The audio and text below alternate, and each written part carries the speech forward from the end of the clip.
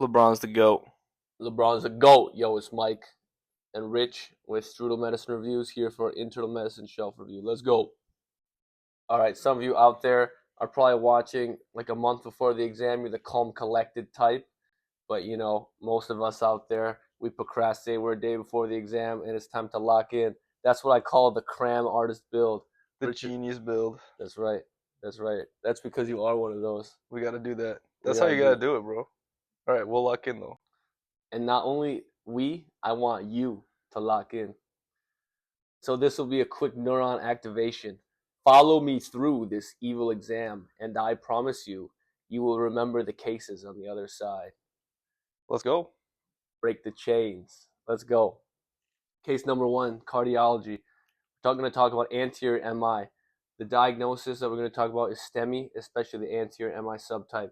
So with an anterior MI, you'll see ST elevations in leads V1 through V4, and that will correspond with the proximal LAD for what artery is affected. The first steps in treatment for any STEMI or ACS, acute coronary syndrome, will involve, just say it with me, antiplatelet, but not one antiplatelet. How many antiplatelets? You got to do dual, I think. We do the dual antiplatelet back to back.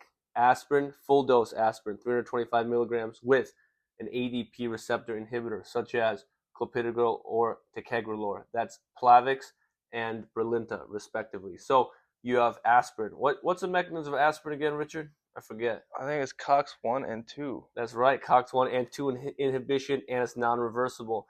And then you do a direct platelet inhibitor, like clopidogrel or ticagrelor, and those will be binding on the platelet itself. Ticagrelor is a GP2B3A inhibitor.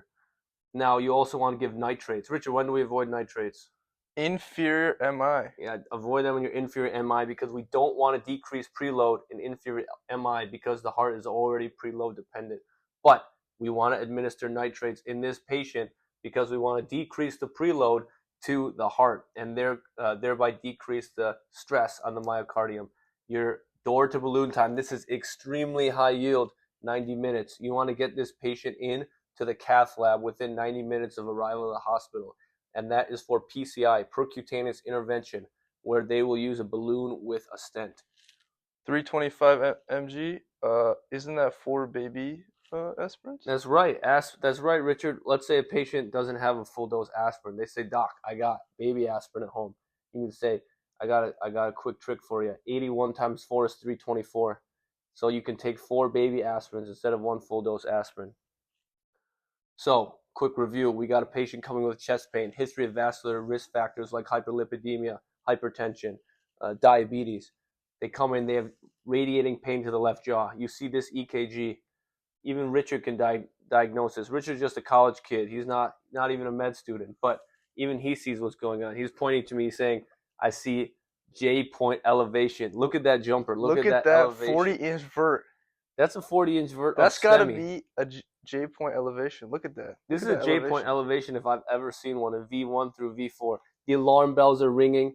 The sirens are dinging. The ambulance is on its way because you see that massive J-point elevation. You want to get them from the door to the balloon within 90 minutes.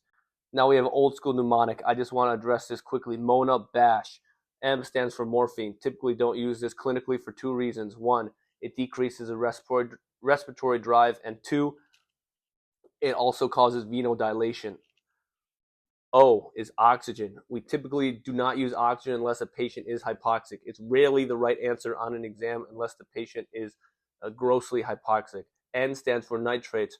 We usually give nitrates. When do we avoid them again, Richard? Oh, is that the inferior MI? That's right. That's the inferior MI. Look out for that. That inferior MI affects the right coronary artery and will be leads 1, 2, and AVF.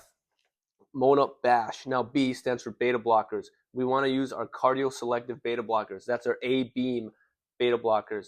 That stands for atenolol, bisoprolol, esmolol, acebutolol, and labetalol. I just realized I skipped over the A in Mona Bash. You already know what the A stands for, though. Aspirin. That's aspirin. Full dose aspirin, 325 milligrams.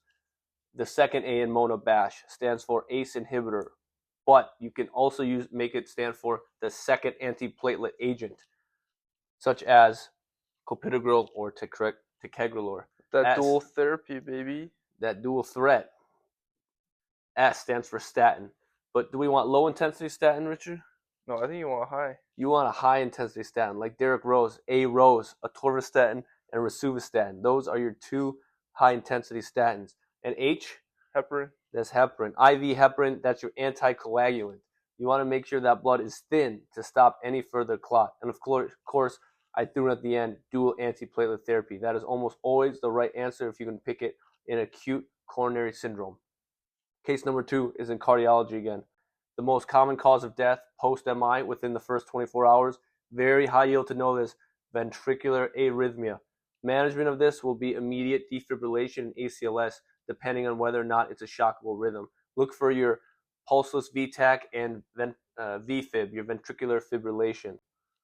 Again, treatment, immediate ACLS to restore blood flow with compressions, and shock if it's a shockable rhythm. Case number 3 again in cardiology. Patient coming in is in the hospital, is about 4 days post-op, but now presents with flash pulmonary edema, hypotension, systolic murmur that's best auscultated at the apex and radiates to the axilla. This is papillary muscle rupture causing acute mitral regurgitation, typically within 4 to 7 days post-MI. Management of this will involve urgent surgical repair for the mitral valve.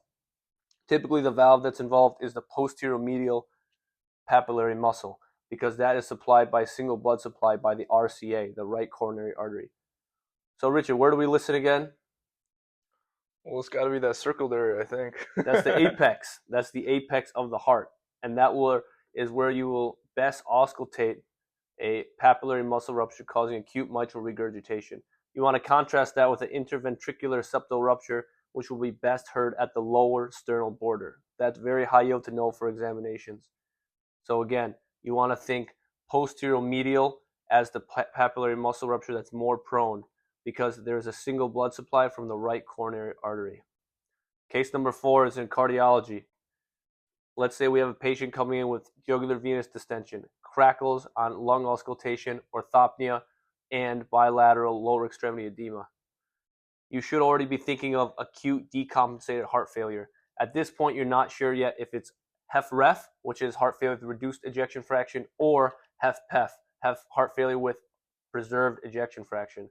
But either way, your acute management will be IV diuresis, oxygen, and BiPAP if needed. So only if they're hypoxic will you give oxygen.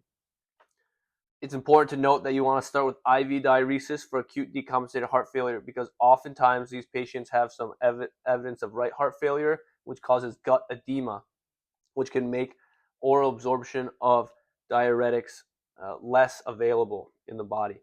Now, in the long-term setting, after the acute decompensation has been stabilized, you want to be thinking about goal-directed medical therapy, GDMT, in heart failure with reduced ejection fraction, especially those medications that have been shown to have mortality benefit. So those will include your beta blockers, in particular, metoprolol, carvedilol, bisoprolol.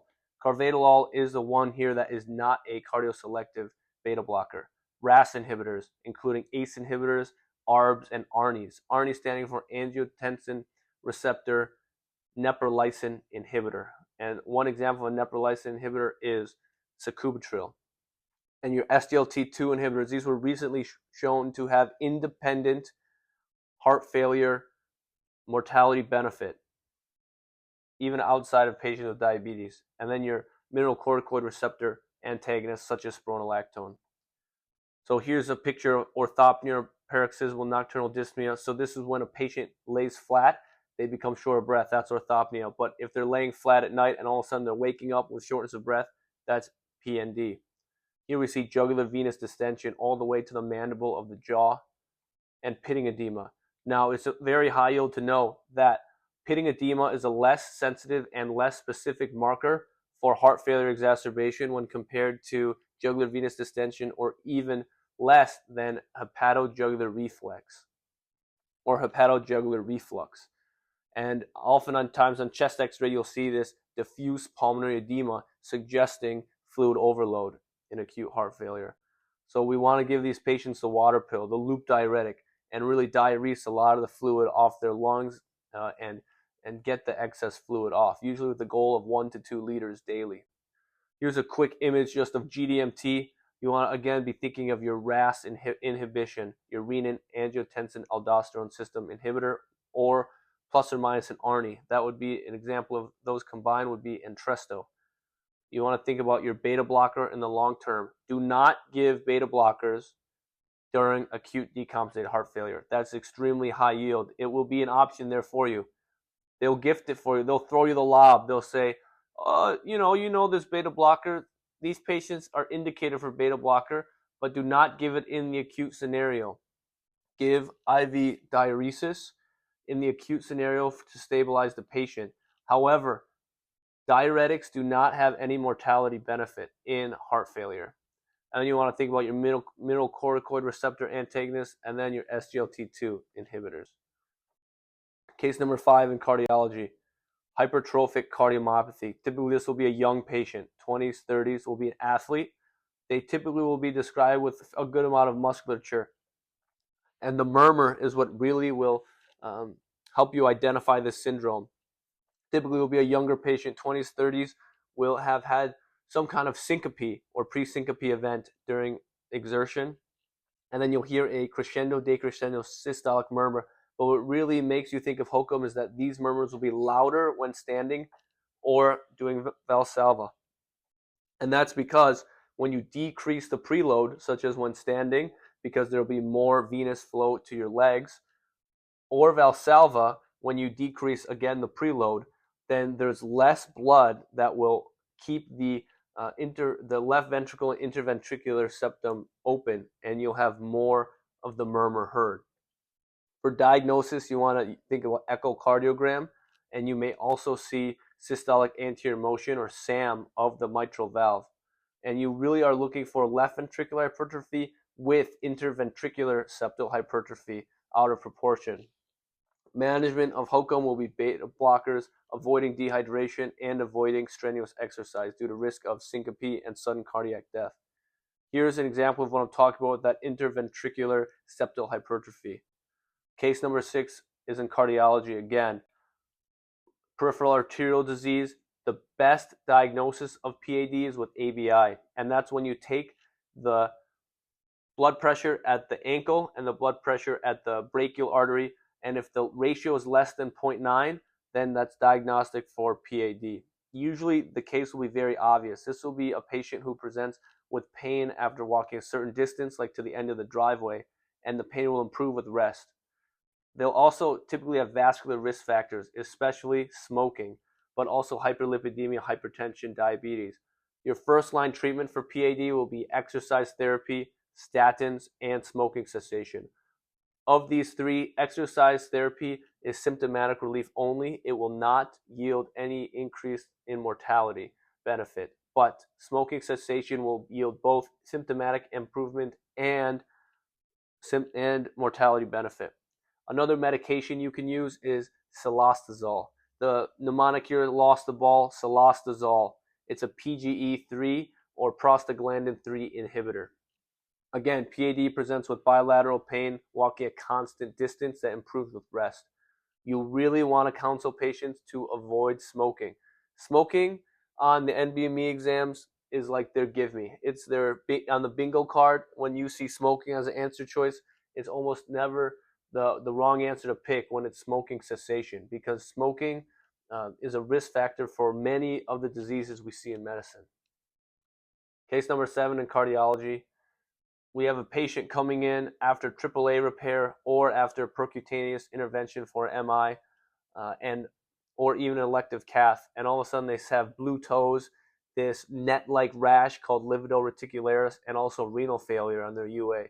This is cholesterol embolization syndrome, and your diagnosis is typically clinical based on the history, but you can also consider a CTA, and biopsy is kind of the gold standard if you can catch it, and you'll see these eosinophilic cholesterol clefts. Here's a picture of those blue toes I'm talking about. Case number 8 in cardiology. Let's say we have a 60 or 55 years old woman coming in with new onset AFib, and they also describe a recent onset of hoarseness. Already you should be thinking about something that's causing left atrial dilation, affecting the recurrent laryngeal nerve, causing the hoarseness, and also leading to atrial fibrillation, which is most commonly caused by a dilated left atrium. So one of those things that unites this diagnosis is mitral stenosis.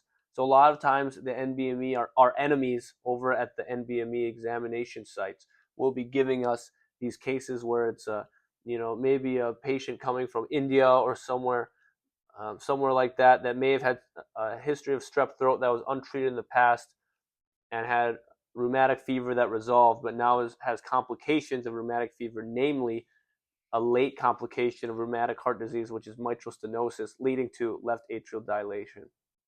So here we see AFib secondary to the left atrial dilation. And for rheumatic fever, you want to be thinking of your Jones criteria. J standing for joints. O, you think about that looking like a heart. And O stands for pancarditis. N stands for subcutaneous nodules. E stands for erythema marginatum. And S stands for synonym chorea, which is a form of chorea where these patients have these writhing, sporadic movements of the limbs. Case number 9 in cardiology is cardiac tamponade. You always want to be on the lookout if you see Beck's triad, which is hypotension, jugular venous distension, and muffled heart sounds. You always want to be on the lookout for cardiac tamponade. If you see even 2 of these signs of Beck's triad, you want to be thinking at least about cardiac tamponade unless you have a better diagnosis, because it's a life-threatening condition and it needs to be treated emergently. So you can also see pulsus paradoxus on the pulse check on the blood pressure. But management of cardiac tamponade is emergent needle pericardiocentesis if there's tamponade physiology, meaning there's actually causes of obstructive shock or it's impairing diastole due to the tamponade. So here you see jugular venous distension again, which is a component of Beck's triad. And here you see that classic water bottle balloon heart on chest x-ray. Again, the pericardium is a kind of a sac around the heart, so you can get that pericardial effusion that can give you the tamponade physiology and thereby limit diastole. Case number 10, again in cardiology. This will be a patient that comes in with syncope. They have a history of long QT, or they were recently vomiting or started a new medication, and you see this polymorphic VTAC, history of long QT. You're thinking of Torsades de Pont's disease. Treatment of Torsades, this is extremely high yield, is IV magnesium sulfate right away. But you also want to be treating any comorbid electrolyte disturbances. Here's a classic EKG you'll see for Torsades. Again, treatment involves IV magnesium. Case number 11, another EKG finding. Let's say you see a patient that may have come in with a narrow complex tachycardia, but on EKG you see a short PR interval and a delta wave, which is kind of that slurred QRS upstroke. This is Wolff-Parkinson-White syndrome, WPW. Treatment, this is extremely high yield, is procainamide. This will be tested at some point in your medical career, I guarantee it. Even in dermatology, you may need to know this medication, and I'll get to that in a second. But you want to avoid AV nodal blockers in Wolff-Parkinson's-White because you can shunt the electrical signal through an alternative pathway called the accessory pathway of Kent. Again, Start the heart. You can see that delta wave again. That's right. Rich was right on the point. Sometimes in clinical practice or exams, you can see a narrow complex tachycardia, but when it's so narrow complex, you can't tell whether the PR interval is shortened or not. So according to the ACLS algorithm for narrow complex tachycardia, you will administer 6 milligrams of adenosine, which essentially cardioverts the heart. And after they become cardioverted, even though that's the incorrect treatment for Wolff-Parkinson's-White, you can sometimes see the delta wave because it'll present itself. And at that time, you want to make sure you are giving procainamide. And that's a class 1A antiarrhythmic. So Wolff-Parkinson's-White, I remember it as WPW, which is the Wolff in Wolff-Parkinson's-White, which you can see right here, one of the howlers. But you can also remember that because procainamide is your treatment of choice, which can cause drug-induced lupus. Again, procainamide, treatment of choice for Wolff-Parkinson's-White, can cause drug-induced lupus. Lupus, the name was actually origin from Latin for the same derivation as Wolff. So you can remember those two together, and remember again, Wolff or drug-induced lupus is associated with the antihistone antibody. And then remember in Wolff-Parkinson's-White, you have your accessory pathway of Kent. in Wolff-Parkinson-White. So this is why we avoid AV nodal blockers if we can, because we don't want to shunt more of the electrical signal through that accessory pathway. So here's Clark Kent. I don't even know who that guy is on the right. He looks nothing like the guy on the left. The glasses change everything. Yeah, maybe I should try contacts. Cardiology, case number 12. Atrial fibrillation. We already talked about this a little bit, but it's really high yield to know how they will test AFib. And some important high yield points to know are that the pathophys of AFib is that it's a recurring circuit around the pulmonary annulus. Compare that with atrial flutter, which is a recurring circuit around the tricuspid annulus. Extremely high yield to know that. You'll look for an irregular pulse, palpitations, dizziness, syncope, dyspnea, and the main complication you want to think of is stroke. But also you can have AFib with rapid ventricular response, AFib with RVR, that can cause high output heart failure or tachycardia-induced cardiomyopathy. Management of AFib, supremely high yield, both for examination purposes and for the clinical management. So you want to either think about rate or rhythm control. Rate control with AV nodal blockers such as beta blockers or non-dihydropyridine calcium channel blockers, or digoxin, which can be used in patients with heart failure because it will not depress cardiac output. Otherwise, you want to think about rhythm control with antiarrhythmics. Some of those antiarrhythmics you can try are amiodarone, flecainide, or sotalol, but you can also think about electrical cardioversion if they're unstable. If the patient is highly symptomatic, you may lean towards rhythm control because it can kind of help control the symptoms and the palpitations of AFib. You want to be also thinking about your CHADS VAS score. If it's greater than 2 in men or greater to or equal to 3 in women, then you want to think about anticoagulation. So DOACs are typically preferred over warfarin, but either method of anticoagulation would work for exam purposes. Here's your picture for AFib again. Classic, you've seen this all before. Irregular rhythm with no P waves. Dude, how'd you get the picture of me? All right. When thinking about anticoagulation, atrial fibrillation, we want to think about the GigaChad score. The CHAD2 VAS score. What I remember as the GigaChad score. And essentially, the CHADS2 VAS score is your calculation of risk factors that will determine the stroke risk for that patient. So that involves age, sex, CHF history, hypertension history, stroke or TIA or thromboembolism history, history of vascular disease like prior MI, coronary artery disease, and also diabetes history.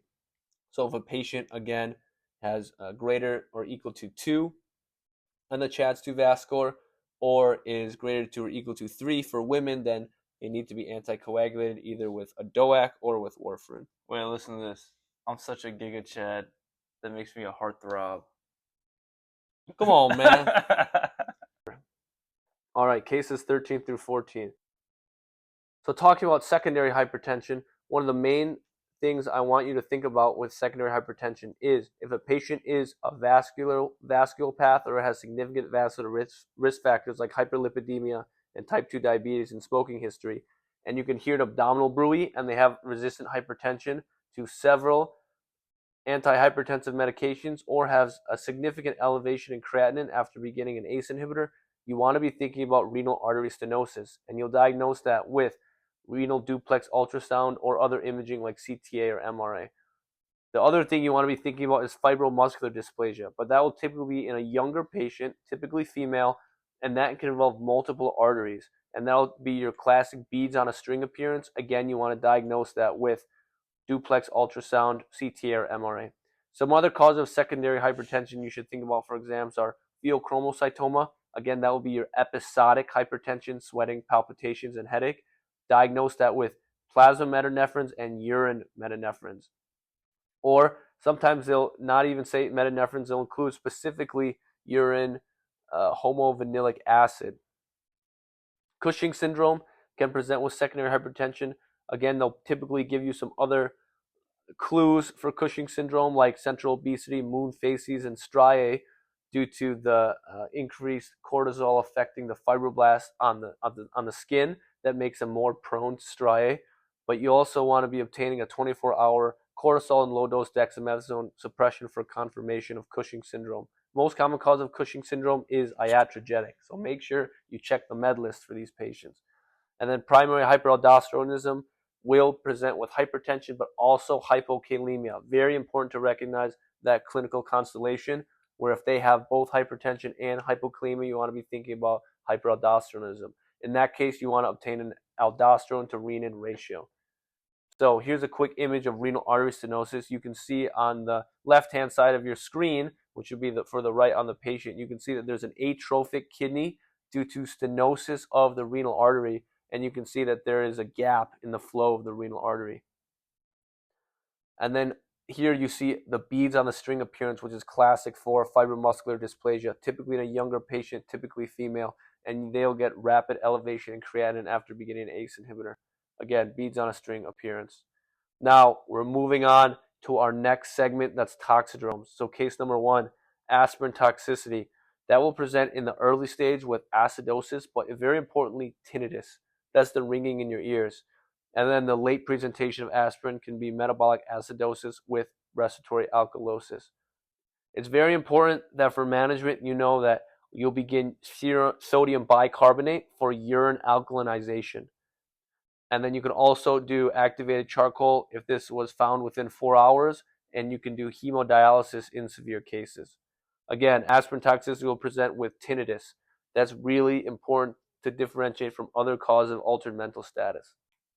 Can you use the bicarb for other NSAIDs? That's right. For other toxidromes, you can use sodium bicarb. And the most important one that I'm thinking of that I didn't include is TCA overdose. So that's your tricyclic antidepressants, because that's an anticholinergic, but also can prolong the QT interval. So in those patients, you'll administer sodium bicarb to protect the myocardium. So that's as a cardioprotective effect in TCA overdose, whereas in aspirin toxicity, it's for urine alkalinization. Good question, very high yield. Now moving on to case number 2 for the toxidromes.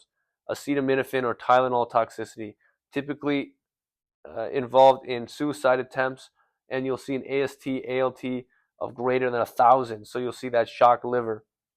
Often last known wells will be several hours ago, and management, very high yield to know this, is N-acetylcysteine. But again, you can do activated charcoal within 4 hours. But N-acetylcysteine is the need to know answer for acetaminophen toxicity. And you also need to know that these patients should be referred on admission for liver transplant if there are signs of hepatic failure. That's very high yield. So that'll typically involve your liver function test being abnormal and encephalopathy. Those liver function tests are things like bilirubin and INR. Again, you'll see that shocked liver. Case number 3 of toxidromes is lead poisoning. So in lead poisoning, you really want to be looking for those clinical exam findings like the blue line over the gums and tingling in the fingers and toes. That's right, Richard, the Burton line. And peripheral neuropathy as well, also abdominal pain. You may also see basophilic stippling and anemia on exams due to the sideroblastic anemia associated with lead poisoning. Management typically involves first looking for the source of the lead and avoiding any lead in their exposure, and then you can administer Succimer or DMSA for mild cases, which is a chelation agent for lead poisoning. You can also consider dimercaprol and EDTA, which are more strong chelators for severe cases of lead poisoning. Mechanics are at higher risk due to exposure to lead. Again, this will present with peripheral neuropathy, which may be seen as a hand drop or a foot drop. You'll see the Burton line, which is that blue line over the gums. And these will all be characteristic constellation symptoms for lead poisoning. Now, case number 4, ethylene glycol toxicity. Typically will be a patient for the NBME purposes that was found on a bench, is unresponsive, but then may wake up and say they have significant flank pain. The labs that they give you will show a high anion gap metabolic acidosis.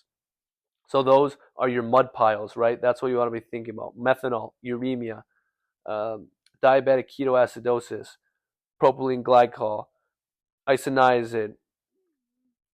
What are the last 2? Lactic acidosis, ethylene glycol, and salicylates. Those are your mud piles, high anion gap metabolic acidosis causes. Workup will typically involve your typical serum labs with osmolality in addition to urinalysis, which will show calcium oxalate crystals. That's super high yield Treatment will be fomepizole. Again, fomepizole for ethylene glycol and for methanol, which we'll talk about in a second. And you can also do hemodialysis in severe cases to remove the metabolites. So again, typically they'll give you a patient that's unresponsive. Sometimes they'll say a homeless patient, and this will present with flank pain with specifically calcium oxalate crystals. And it's important to know that ethylene glycol is found in antifreeze and is sweet. So sometimes kids will also ingest ethylene glycol due to that. And you'll treat that with fomepizole. So you can think about it as foaming away. It's actually an alcohol dehydrogenase inhibitor, so it prevents formation of the toxic metabolites from those alcohols. Case number 5, like we alluded to, methanol poisoning. You want to think about this in a patient that brews their own beer, such as a microbiologist, and will present with ophthalmologic symptoms, including blurred disc margins and vision changes. So here you want to do your fundoscopic exam. That's a very high-yield test answer. Again, treatment will be fomepizole, an alcohol dehydrogenase inhibitor, to prevent the formation of toxic metabolites from methanol. You want to think about this in home brewed alcohol and in patients with blurry vision. Case number 6, alcohol withdrawal. So high yield, it's on every NBME shelf. Is technically fair game. It's so high yield. You want to think about this in patients that present with tremors, anxiety, diaphoresis, and palpitations, really signs of agitation. Anytime a patient gets signs of agitation for no reason, this should be on your differential. Look for a history of chronic alcohol abuse, although they will not always give that to you. And something you really want to be watching out for and avoiding and preventing is delirium tremens, DT, which can present with confusion, hallucinations, and autonomic instability. First line treatment, of course, is benzodiazepine, such as Ativan, which is lorazepam. On exam, do not pick phenobarbital or gabapentin, although these are sometimes used in the clinical setting. And if a patient is hypoglycemic and has suspected alcohol withdrawal, always give thiamine before glucose. All right, often the stem for alcohol withdrawal will include an orthopedic injury. Let's say a patient had a femur fracture 2 days ago, all of a sudden becomes agitated. You want to be thinking about alcohol withdrawal in those patients. Again, we'll present with agitation and diaphoresis, and you'll treat it with IV lorazepam, which is a benzodiazepine. Next slide. Case number 1, a new section again in hematology. We'll talk about ITP, immune thrombocytopenia. The clinical presentation will typically be signs of isolated thrombocytopenia, such as petechiae, mucosal bleeding, and low platelets. There should not be any change to the PT and PTT, however. It is often triggered by infection or autoimmune disease, so it's an indication for checking for HIV and HCV. And one really high yield thing to know is that ITP is due to IgG antibodies against GP2B3A on platelets. For management of ITP, if their platelets are greater than 30 and they're asymptomatic, you can observe them. But if they're less than 30 and bleeding, you want to treat with steroids or IVIG. Typically, pediatric patients or kids will have a better response to steroids in the setting of ITP. If it's refractory, you want to think about splenectomy for refractory ITP. Again, you'll see these petechiae and purpura, and it's due to antibodies against GP2B3A, which I've circled on the right there. That's on the platelet, so it directly destroys the platelet, usually with a viral etiology as the trigger. Case number 2 in hematology is similar, not ITP this time, but TTP, thrombotic thrombocytopenic purpura. So this will not be isolated thrombocytopenia. This will typically present with that clinical triad that you probably have an acronym for, but will present with fever, anemia, thrombocytopenia, renal failure, and really important to know, TTP will more than not likely present with neurologic symptoms, especially for exam purposes. But for your labs, you'll see evidence of an autoimmune destruction or just destruction of intravascular red blood cells with schistocytes, increased LDH, decreased haptoglobin. You may see a normal PT-PTT and a negative Coombs. This is due to the autoimmune inhibition of ADAMTS13. It's really high yield to know that ADAMTS13 is the agent that is really high yield to know for TTP. Treatment is plasmapheresis or plasma exchange. You want to avoid platelet transfusion. Again, in TTP, look for neural involvement. Sometimes these patients will present with a stroke, or not a stroke, with a seizure. You want to look for schistocytes or helmet cells on your peripheral smears due to shearing due to the microthrombi present in the blood vessels. Case number 3 in hematology, the close cousin of TTP, HUS. A lot of people have an issue distinguishing them, but HUS, you really want to be thinking about a patient who's recently consumed undercooked beef, and now they have a Shiga toxin-mediated microangiopathy.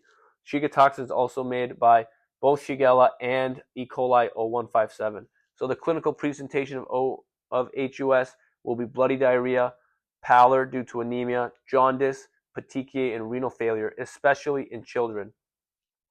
High-yield facts include that this often follows enterohemorrhagic E. coli infection, and that there will not be neurosymptoms. Instead, there will be GI symptoms like hematochezia or inflammatory stool, and you do not want to give antibiotics in HUS for a reason we'll talk about in a second, but essentially you don't want to increase the amount of toxins in the stool. Management is supportive. You do not want to give antibiotics or antidiarrheal agents. So do not pick loperamide to slow the transit, because you want to make sure that they are clearing the toxins with diarrhea. You don't want to slow that down. Do not give antibiotics as well. You often will need to give fluids. Again, look for hemolytic uremic syndrome, HUS, in patients who have recently consumed undercooked beef. So if that looks like your hamburger that your kid is eating, you're like, oh, the suspicion has gone up for HUS. Or a good pal, the liver king, or as I call him, the HUS king. Look for the bloody stool, the bright red stool, or hematochezia. Again, this is caused by E. coli 0157 or Shigella. If you forget the name, just turn on the news. Chipotle usually has an outbreak once or twice a year of E. coli 0157. So again, that's probably because there's some kind of fecal coliform on the lettuce, but Chipotle tastes good, so we don't ask too many questions. Within the E. coli and Shigella, there's what is this, Richard? Shiga toxin. That's the Shiga toxin. Well, that's the main character, right? All right, Richard, let's see if you've been paying attention. I just got a guy that came in. He's got this bloody diarrhea. I'm concerned he might have HUS. I want to do something for him. I think I'm going to give him antibiotics. I don't think so. You don't think so? You don't want to cause this nuclear explosion after the lysis? I think it'll lyse the cells and then release some Shiga toxins. That's what I think will happen. You don't want that, huh? So, Richard, when I came to you with those antibiotics we gave, we thought we might start a chain reaction that would destroy the entire bowel. Oh my goodness. I remember them well. What of them? I believe we did. I have become death. Destroyer of toilets. That's right. Next, moving on to a brief overview of hematology anemia. Here we're going to talk about our microcytic anemia. So that's your MCV less than 80. You want to think about your mnemonic tails. T for thalassemia. A is anemia of chronic disease. I is iron deficiency. L is lead poisoning. S is your sideroblastic anemia. I just think about this. I don't watch this anime nonsense, but my good buddy Richard, my brother, he sent this to me. He said the 9 tails fox of the Leaf Village for Naruto Uzumaki, the Jinchuriki. I said, that's a good way to remember it. I don't watch that show, but that's a good way if you do that. So I think about this, the 9 tails fox, 9 tails, and I remember the microcytic anemia mnemonic, thalassemia, anemia of chronic disease, iron deficiency, lead poisoning, sideroblastic anemia. If you're feeling real lazy, you can group the L and the S, and then it's just tail. That's right. You can group lead poisoning and sideroblastic anemia because they present similarly clinically.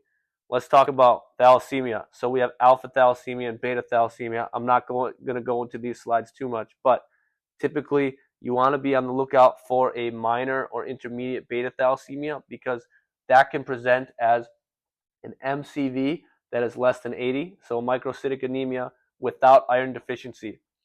If that's the clinical constellation, you really want to be thinking about beta thalassemia. And again, you want to be thinking about thalassemia here, which is a microcytic anemia. and it affects the globin chains of hemoglobin. And we'll talk about that in 1 second. Alpha thalassemia affects the HbA1, HbA2 gene in chromosome 16, beta thalassemia, chromosome 11. Again, thalassemia involves the globin chain. So when you have hemoglobin, it has a heme group. Heme has your protoporphyrin and your iron 2+, and then you have the globin chain, usually 4 total globin chains, 2 alpha, 2 beta globin chains, and these are what is affected in thalassemia. Wait, So I just got it. That's why it's called hemoglobin. that's why it's called hemoglobin. You got the heme and the globin. Is that right? That's right. That's right. So I remember that thalassemia affects the globe in. So I think about as the world. The globe. It's not from an anime, is it? Now I don't know what this is from. I just found this image. I don't watch that anime nonsense, but this is the world. Or the world. Is that right? That's the globe. So thalassemia affects the globin chains in the world. In the globe. In the world. Moving on, case number 5 in hematology, anemia of chronic disease. Look for this in patients that have a condition that would cause chronic inflammation. One they really like to go after is rheumatoid arthritis. Usually patients will present with this mild fatigue, history of chronic disease, some kind of chronic infection, or a chronic rheumatoid arthritis or rheumatologic disease. And the labs are super high yield for this anemia, and that's that ferritin will be through the roof, very high, but serum iron and TIBC, your total iron binding capacity, will be diminished. Your high yield fact to know is that hepcidin is the acute phase reactant that mediates this response and is sequestering the iron, leading to an increased ferritin but decreased serum iron. So essentially you have iron overload in the cells but aren't able to mobilize that iron to be used for production of red blood cells. So even when patients have elevated EPO, which is erythropoietin, they will not be able to synthesize more red blood cells because the iron is sequestered. So for management of anemia of chronic disease, you want to treat the underlying disease and manage the chronic inflammation. Here we have a picture of rheumatoid arthritis, which is one common cause of anemia of chronic disease. Again, a quick picture of iron metabolism. Hepcidin is an acute phase reactant and mediates the sequestration of iron within cells and inhibits intestinal iron absorption and prevents iron recycling in the body. Case number 6, iron deficiency anemia. This one's pretty self-explanatory by the name. This is a microcytic anemia. You'll see decreased iron, decreased ferritin, increased total iron binding capacity because you are trying to absorb more iron, but you're just losing it before you can absorb it a sufficient amount, and decreased iron saturation. So again, you want to rule out your acute GI loss. So in older patients, if a patient presents with new iron deficiency anemia, you want to be thinking about colorectal cancer. So the correct answer will often be colonoscopy. Otherwise, management is with oral or IV iron supplementation, and you want to investigate the source. Here we have the young sponge. He's looking pale. He's looking anemic. He's got that pallor. He's got the pallor. He's got the conjunctival pallor. That's the more sensitive and specific physical exam finding for anemia. Okay, nerd. That's high yield to know. That's high yield to know. Case number 7, again in hematology. We're talking about lead poisoning. We talked about it once. We'll talk about it twice. This is important because it can cause defective heme synthesis because iron becomes trapped in the mitochondria due to inhibition of the ALAD, the ALAD protein. This is what really separates lead poisoning from sideroblastic anemia for a purist, but clinically they present very similarly. In lead poisoning, you'll see increased iron, increased ferritin, and also ringed sideroblasts on bone marrow biopsy and basophilic stippling on peripheral smear. For lead poisoning, really the mainstay of treatment is avoiding lead ingestion, and as earlier as we discussed, you can use DMSA or succimer to chelate the lead from the blood. One of the main sources of lead is paint chips. I know they look delicious, but I would avoid eating those. I'm hungry already. And again, treatment for lead poisoning involves DMSA or succimer, and you want to suck the lead out of the body. Succimer is a lead chelator. You can also remember that as it sucks to be a kid with lead poisoning. Case number 8 in hematology, very similar to what we just talked about, sideroblastic anemia. But sideroblastic anemia is often due to either a genetic condition or acquired deficiency in the ALAS protein, which is involved in synthesis of protoporphyrin. And for treatment of sideroblastic anemia, you want to stop an offending agent. Typically, that offending agent will affect B6 metabolism, such as ripe therapy, you have pyrazinamide, and also you want to supplement B6 because B6 is an important cofactor in production of protoporphyrin. Again, we have, Richard, how do we get the name of hemoglobin? I think it's heme plus globin.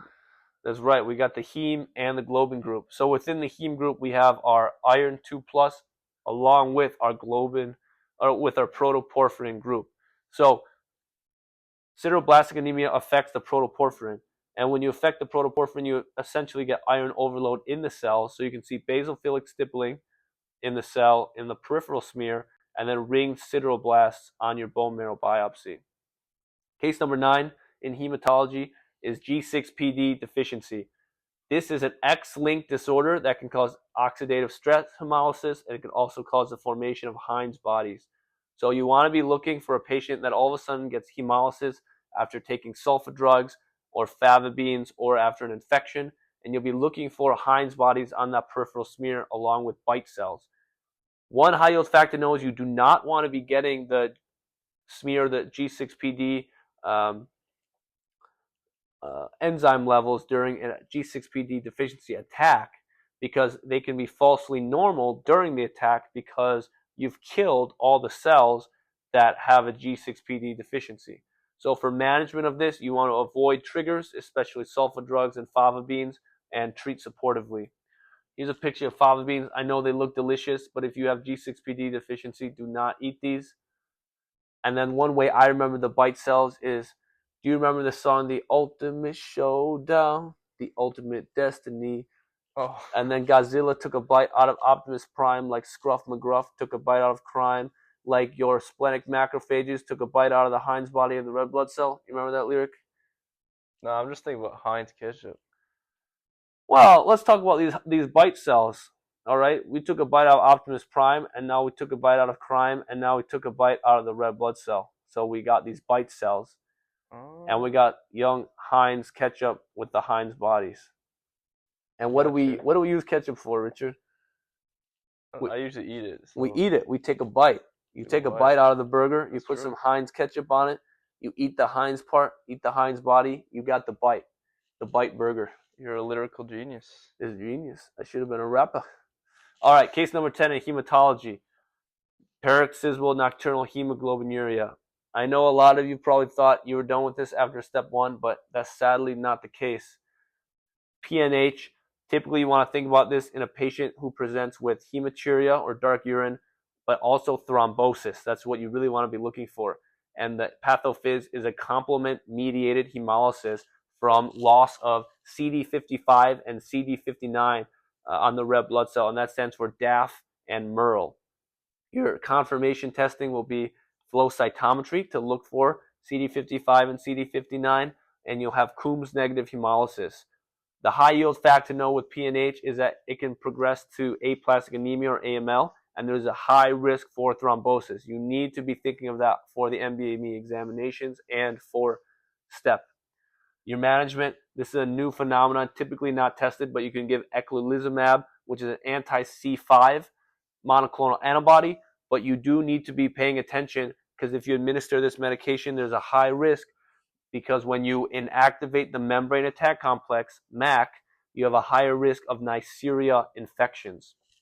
Again, look for PNH in patients with hematuria or dark-colored urine and thrombosis. Here in this patient, you see a left-sided renal vein thrombosis.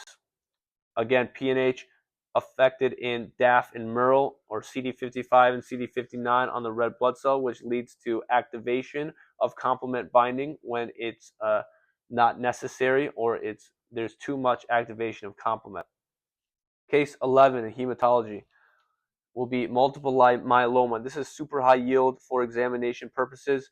So you want to be thinking of your CRAB symptoms. So that will include your hypercalcemia, renal impairment, anemia, and bone lesions.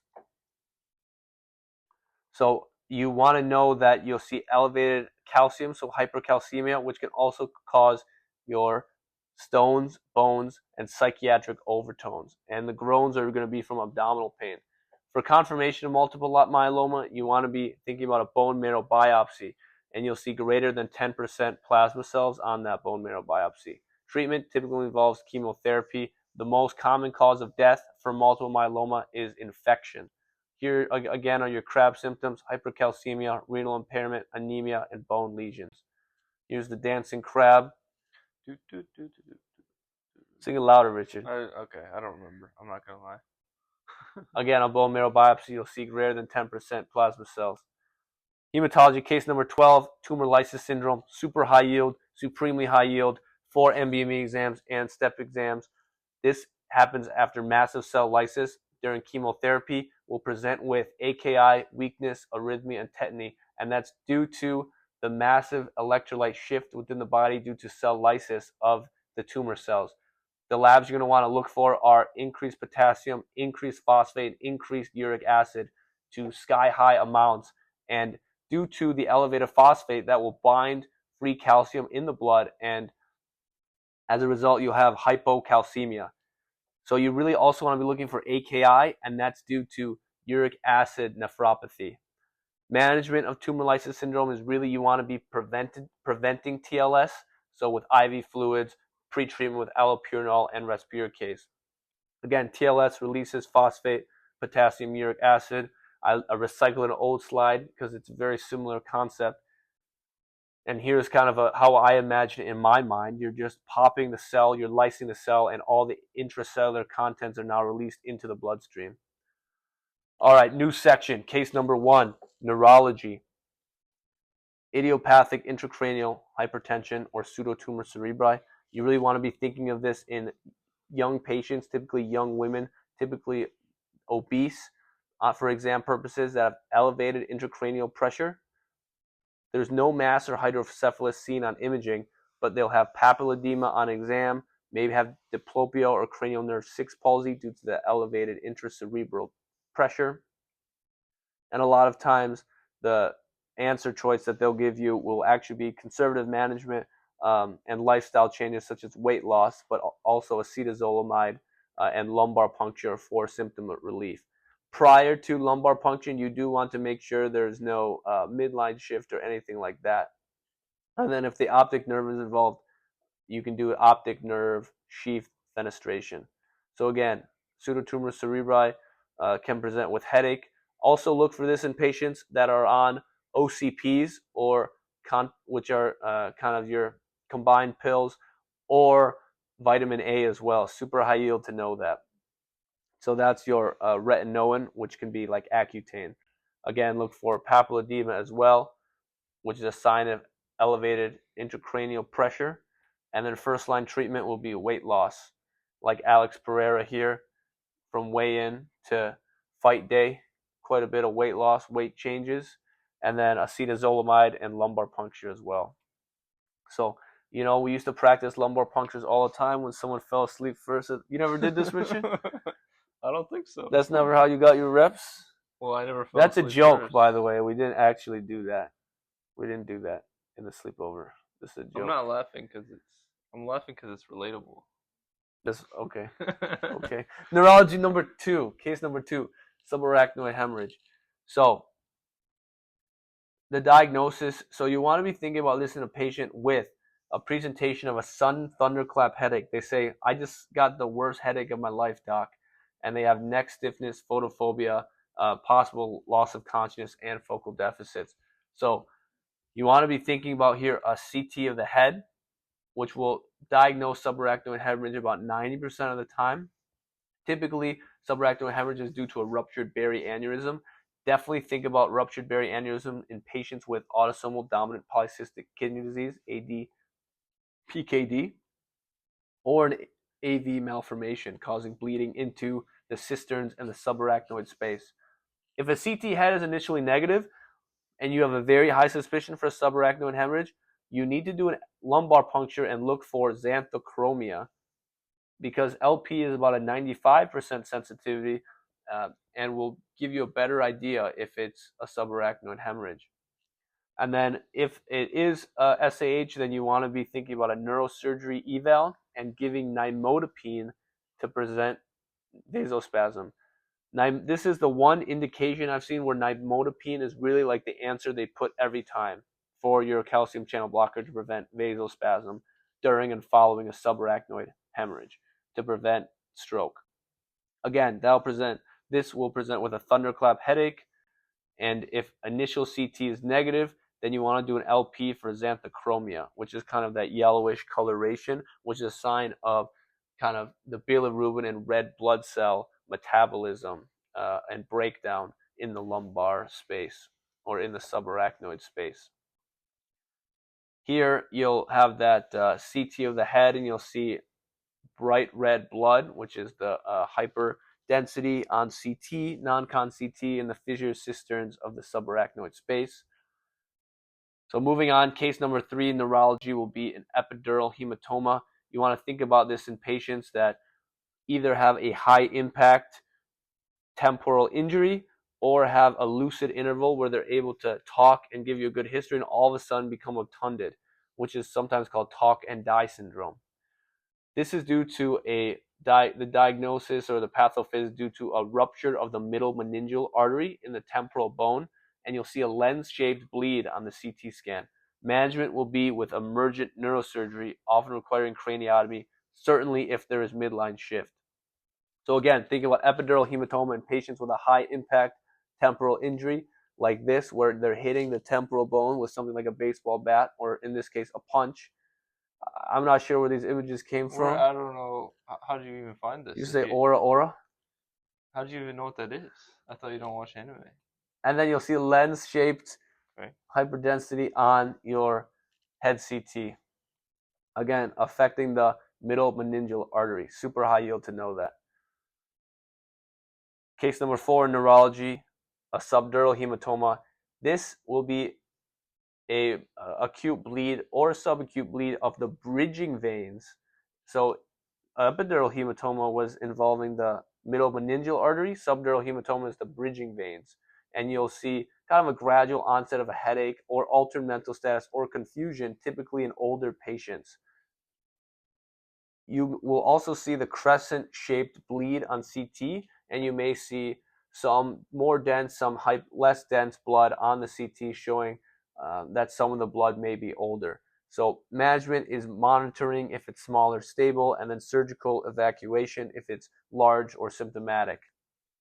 Typically affects older patients due to the atrophy of the bridging veins that become sheared, such as this bridge here. You can think of it kind of collapsing and thereby causing some bleeding when it collapses. You know, the cars can be your red blood cells. That's kind of a morbid example. Going onwards, another head CT.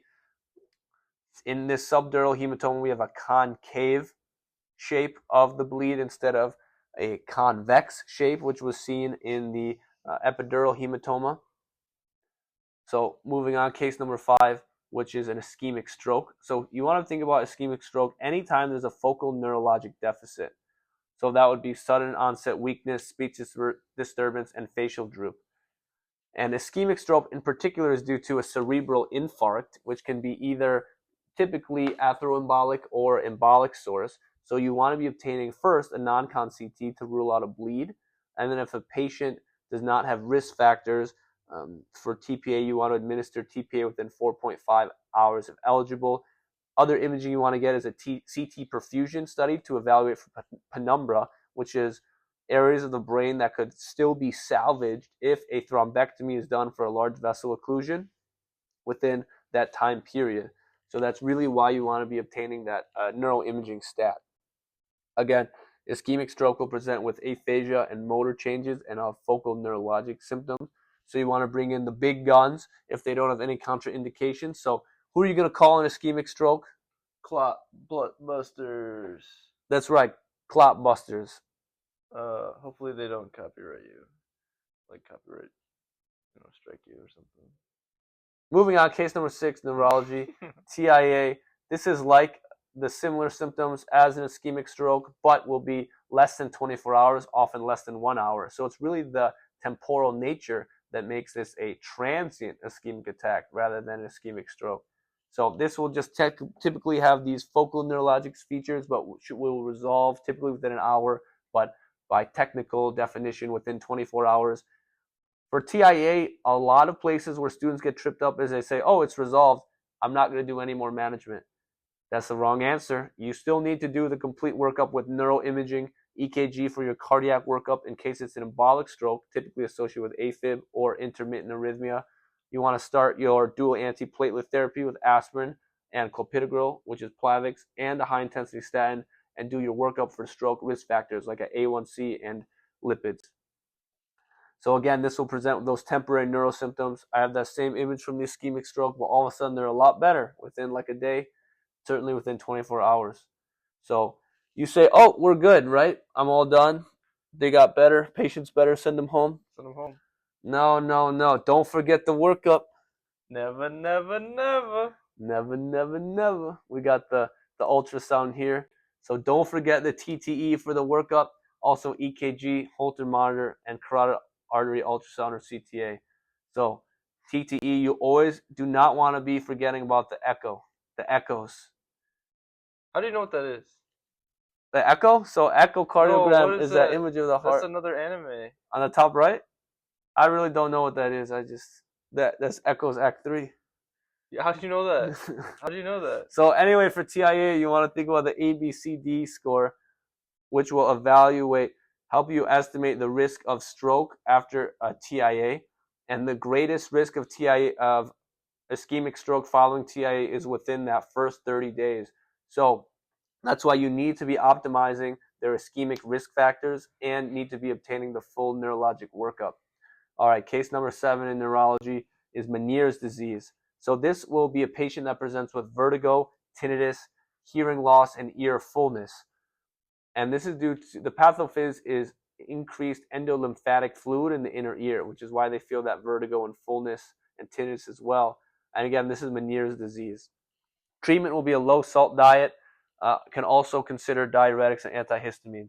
So again, think about Meniere's disease. You have that sensation of vertigo, like dizziness, the room is spinning. You might need to put your paws on the floor to catch your balance. You also have tinnitus and ear fullness, and that's due to increased endolymphatic fluid. Treatment, again, of Meniere's will be that low salt diet, or on exam they may say lifestyle modification. Moving on, case number 8, again in neurology, acute bacterial meningitis.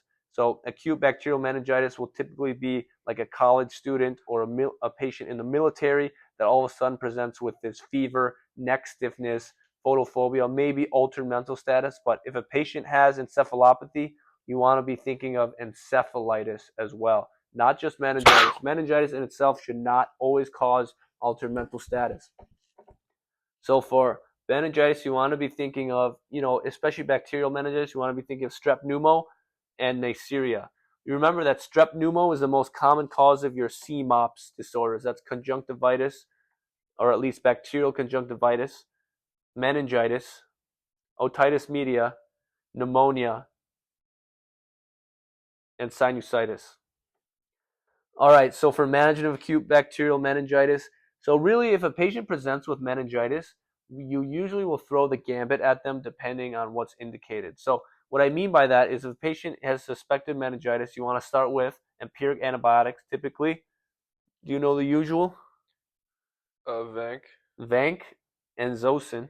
And then dexamethasone, especially if they have strep pneumonia. That's when it's most indicated. And acyclovir to cover for the herpes simplex virus. And you'll start these antibiotics after blood cultures. Something else you can add on for antibiotics is ampicillin, and that will cover for listeria, especially for very young patients and very old patients. And then you want to do an LP or lumbar puncture to confirm the diagnosis unless there are signs of elevated intracranial pressure. Again, acute bacterial meningitis will typically be in a patient like a college student or that lives in a dorm or in the military, like the barracks, Thank God I'm out the dorms, dude. you're out the dorms. And it'll present with pain, with neck flexion. That's very, very high yield to know. And again, one thing you can cover for is listeria with ampicillin in pediatric patients and older adults. Listeria, high yield to know this, can be found in a lot of those cold deli meats. All right, case number 9 in neurology is myasthenia gravis. So it's very important to know if a patient is presenting with fatigable weakness, that means it gets worse throughout the day or with repetitive movement. The fatigue will get worse. And then really look out for ptosis, diplopia, and bulbar symptoms. That'll really help clue you in to myasthenia gravis. Pathophys will be autoantibodies against postsynaptic acetylcholine receptors. Management will involve acetylcholine esterase inhibitors like pyridostigmine, but also you want to be getting a chest x-ray or a CXR to look for a thymic mass or a thymoma, because thymectomy is often helpful for these patients. And then acute myasthenic crisis, these patients often develop respiratory compromise and can have weakening because the diaphragm gets weaker, right? There's fatigable weakness. So you want to be administering IVIG and plasmapheresis in that case. Again, myasthenia gravis affects postsynaptic acetylcholine receptors, so you want to be looking for ptosis and fatigable weakness, or in the history, it'll be worse later in the day. Here's a chest x-ray of a thymoma. Again, these cases of myasthenia gravis often resolve with thymectomy. Case number 10 in neurology is the close cousin of myasthenia gravis. They're often tested together, and it's Lambert-Eaton myasthenic syndrome. And this will present with weakness that actually improves with activity, so it's not fatigable, and also autonomic symptoms, typically in a patient with a history of smoking. The diagnosis will be you want to look for paraneoplastic antibodies to presynaptic calcium channels. So typically small cell lung cancer is associated with Lambert-Eaton syndrome, and that's why these cases will give you that history of like a 40-pack year smoking history. Because Lambert-Eaton affects the presynaptic calcium channels, it'll be better with repetition, and we'll talk about that in just a second. But treatment for Lambert-Eaton syndrome will be searching for the underlying malignancy and treating that, and you can use 3,4-DAP for symptoms. Again, Lambert-Eaton affects the presynaptic calcium channels, and will be better with repetition. And one thing you want to know here is the reason for that is because with increased repetition, you have more release of calcium, and the increased calcium buildup in the presynaptic space will actually allow for eventual depolarization of the synapse once you reach the kind of that threshold with repetitive movement. If I'm following you correctly, for the other one, myasthenia gravis, the one that gets worse with repetition, it must be because one of the receptors is not activating as much, or it's getting depleted too fast. So this acetylcholine must be getting depleted too fast, which is what might happen. Is that right? That's right. That's right. Myasthenia gravis, on the other hand, has acetylcholine, right, in the presynaptic space, but you only have a set amount of acetylcholine in the presynaptic space. So as you go through more and more muscle movement, you are running out of your acetylcholine neurotransmitter. So the less you have, the less you're able to send into the synapse.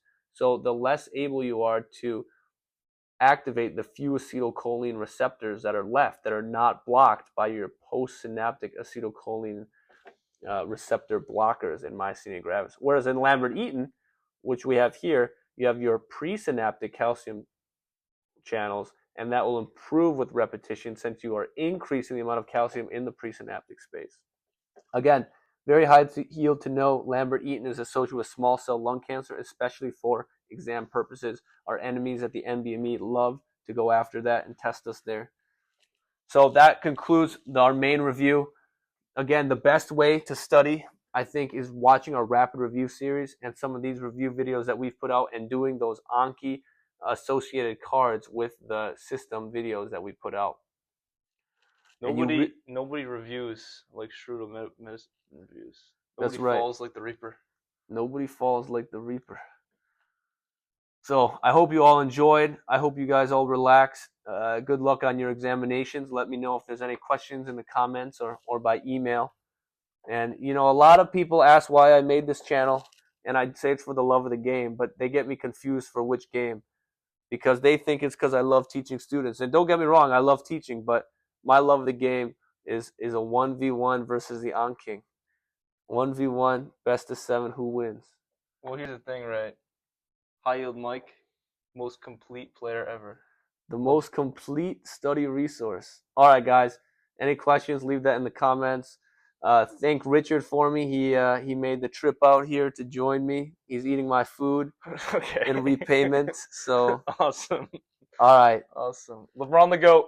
LeBron the GOAT. Come on, bro.